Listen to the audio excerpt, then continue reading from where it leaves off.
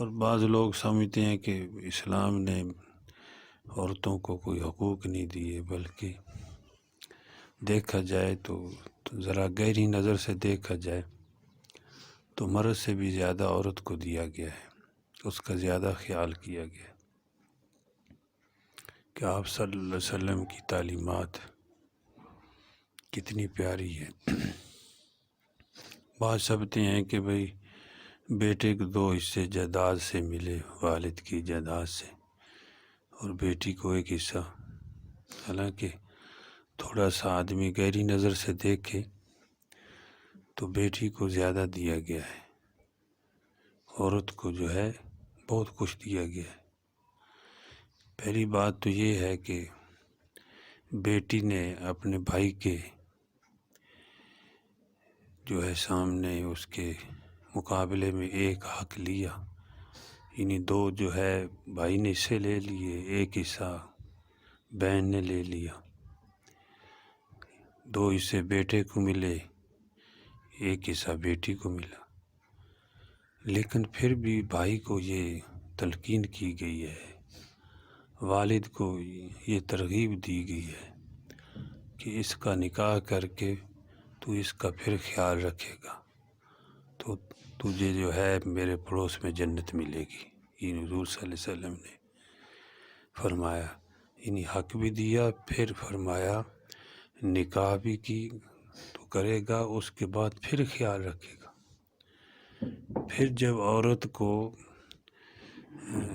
بیاہ دیا جاتا ہے، اس کا نکاح ہو جاتا ہے، تو اس کے حقوق، اس کا کھانا پینا، رہنا سہنا، وہ تو خامد کے ذمہ ہو جاتا ہے۔ خامد اس کا ذمہ دار ہے کہ اس کی ضروریات کو پورا کرے۔ ادھر والدین کو، بھائیوں کو بھی اس کی خدمت پہ لگایا، اور دوسرے جو ہے اس کی ضروریات کو اس کے خامد پہ ڈالا کہ تو نے اس کو پورا کرنا ہے۔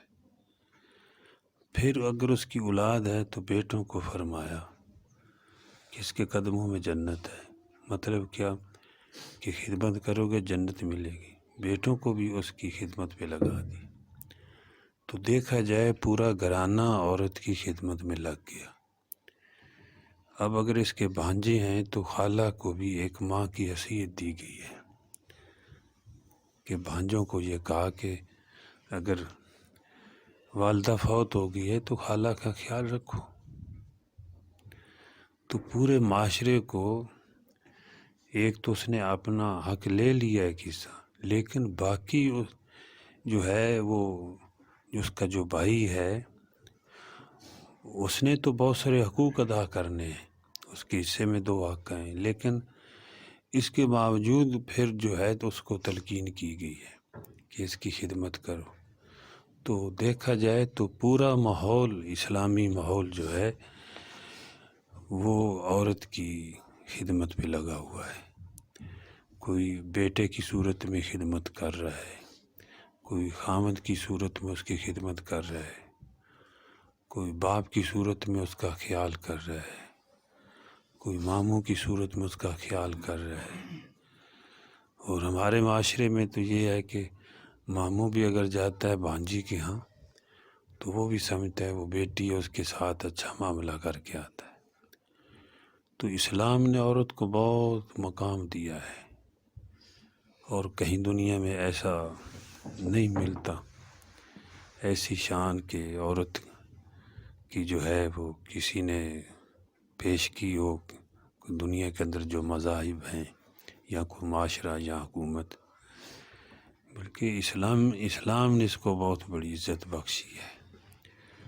تو عورتوں کو بھی چاہیے کہ جب اللہ پاک نے پورے ماحول کو، اسلام نے پورے ماحول کو اس کی خدمت پہ لگا دیا، تو یہ بھی اللہ کے دروازے کو نہ چھوڑیں، حضور صلی اللہ علیہ وسلم کی تعلیمات کو نہ چھوڑیں، جو آپ صلی اللہ علیہ وسلم تعلیم دے کے گئے ہیں، جو پردے کا حکم ہے، نماز روزے کا حکم ہے، ذکر کا ہے، گھر کے اعمال ہیں، جو یا خاوند کے بارے میں جو کچھ بتا کے گئے، تو ہمیں ان چیزوں کا خیال رکھنا چاہیے، عورتوں کو بھی اور مردوں کو بھی خیال رکھنا چاہیے، جو حقوق ان کے بتا کے گئے ہیں وہ پورے کرنے چاہیے۔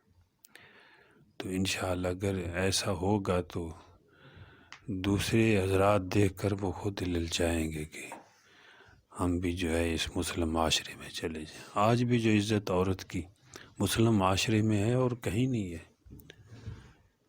اللہ پاک ہم سب کو حضور صلی اللہ علیہ وسلم کی تعلیمات پر عمل کی توفیق عطا فرمائے۔ الحمدللہ رب العالمین والصلاة والسلام علی سید المرسلین۔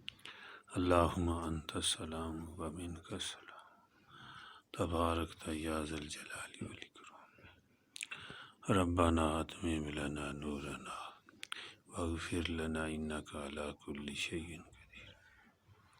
اللہم انا نسألک علما نافعا ورزقا واسعا وشفاء من کل داء۔